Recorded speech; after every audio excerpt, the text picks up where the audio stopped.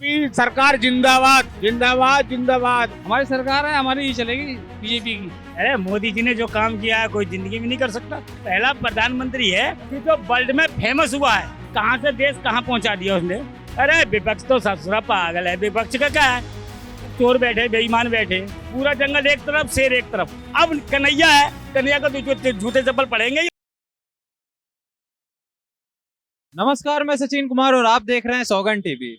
लोकसभा चुनाव चल रहा है, हम जनता से राय लेंगे। क्या लगता है, मोदी जी तीसरी बार आ रहे हैं या सरकार बदलेगी इस बार?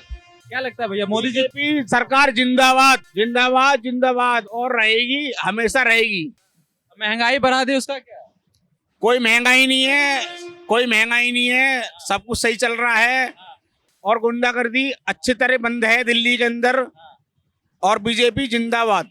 लेकिन बोला जाता है बीजेपी तानाशाही करती है। ऐसा कोई तानाशाही नहीं है, जो भी है कोई तानाशाही नहीं होती है।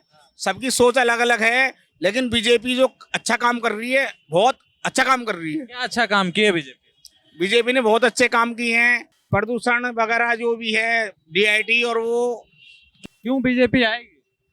बीजेपी ही आएगी, बीजेपी ने काम जी अच्छे किए हैं। आपको सिलेंडर उलना दिए लोगों को, सिलेंडर के दाम भी तो बढ़ा दिए बीजेपी। दाम भी कितना घटा दिए, दाम बढ़ा दिए तो दाम घटा भी दे दिए उन्होंने। हमारी सरकार है, हमारी ही चलेगी बीजेपी की। बीजेपी बोला जाता है कि तानाशाही करती है बीजेपी की सरकार। तानाशाही उनके लिए है, मोम दोनों के लिए, हमारे लिए तानाशाही।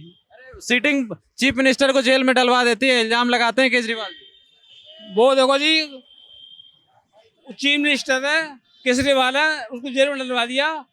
ये जो है उनकी राजनीति है। क्या लगता है भैया, किसकी सरकार बनेगी? मोदी जी की बनेगी सरकार। क्यों बनेगी मोदी? अरे मोदी जी ने जो काम किया है कोई जिंदगी में नहीं कर सकता। क्या काम किया? अरे पूरा वर्ल्ड में इतना फेमस हमारा मोदी ने, जो वर्ल्ड में इतना फेमस पहला प्रधानमंत्री है कि जो वर्ल्ड में फेमस हुआ है। कहां से देश कहां पहुंचा दिया उसने। आज हमारे देश के प्रधानमंत्री पहले कोई भी नहीं पूछता था। मनमोहन सिंह को अमेरिका जाते थे तो उनकी पगड़ी जूते उतार के उनकी चेकिंग की जाती थी। आज हमारे प्रधानमंत्री को उनको बुलाने के लिए तरसते हैं। पूरा वर्ल्ड जानता है कि इंडिया का प्रधानमंत्री कौन है, पहले कोई नहीं जानता था। लेकिन विपक्ष तो कहता है कि मोदी ने देश बेच दिया। अरे विपक्ष तो ससुरा पागल है। विपक्ष का क्या है, सब चोर बैठे बेईमान बैठे। केजरीवाल वो साला 200 करोड़ का शराब घोटाला करे बैठा है। पूरा जंगल एक तरफ शेर एक तरफ। क्या लगता है, सारे विपक्ष इस बार एक साथ आ रहे हैं, मोदी को टक्कर दे पाएंगे? अरे मैं कह तो रहा हूँ, सारा जंगल एक तरफ शेर एक तरफ, और सारा शेर तो शेर ही रहेगा। और अब मोदी हमेशा मोदी ही रहेगा। तो महंगाई कहीं ना कहीं चरम सीमा पे। महंगाई तो हर जगह, कहाँ नहीं है महंगाई। महंगाई कहाँ बढ़ी है, कोई महंगाई नहीं बढ़ी। ये तो तनख्वाह नहीं बढ़ी।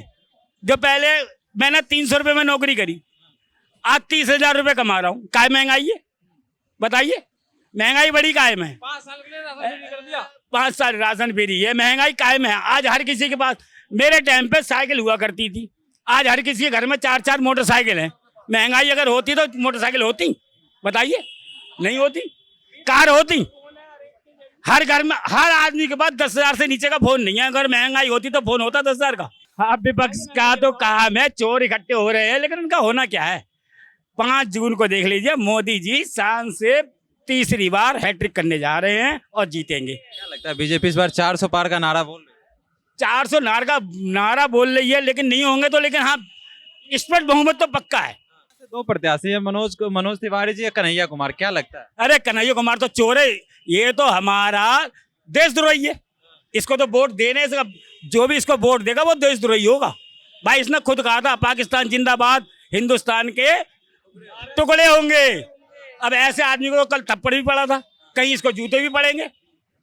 जो देश का नागरिक है, जो देशभक्ति समझता होगा, वो इसको जूते चप्पल मारेगा। मनोज तिवारी ने काम किया पिछले 10 सालों में। हाँ, काम किया हो या ना किया हो, लेकिन जीतेगा मनोज तिवारी। अगर कैंडिडेट कोई अच्छा खड़ा हुआ होता इसके आगे तो वो जीत भी सकता था। लेकिन अब कन्हैया है, कन्हैया को तो जूते चप्पल पड़ेंगे ही, और वो इसको पढ़ने ही है, क्योंकि देशद्रोही है ये। लगता है कांग्रेस ने कन्हैया कुमार को टिकट देके गलती कर दी। अरे बहुत बड़ी गलती करी है। इससे बड़ी गलती तो वो शायद अपने आप को कभी कर भी नहीं पाएगा। क्या लगता है, बीजेपी आ रही है? बीजेपी बिल्कुल आएगी, क्यों नहीं आएगी। काम क्या, काम मैं गिनवा दूं आपको? गिनवा दो भैया। कितने काम बताओ, कितने काम? अच्छा चलो, 10 साल में 10 काम ही गिनवा दो। 10 काम। 370, राम मंदिर, राशन फ्री, आयुष्मान, ठीक है। और बताओ और किस चीज? आज दूसरा प्रधानमंत्री, दूसरे देश का प्रधानमंत्री हमारे मोदी के पैर छू रहा है। देखा है आपने? ये न्यूज क्या को वायरल हुई है, क्यों दिखाया गया? आज वो क्या कहता है? मुसलमान मेरा साथ दो, क्यों बोलता है? 370 पे क्यों बोला उनने? 370 इसलिए हटाना जरूरी था क्योंकि हमारे को कश्मीर अपने LOC आई, हमारे पास आई नहीं है। रिजर्व कर दी, रिजर्व करी, आपने देखा क्यों करी रिजर्व उसकी सीट? आज LOC भी आएगी। 300 और 400 का नारा इसलिए लगा है, 370 सीट होती है, जो बहुमत होती है 377 होती है, 400 नहीं होती।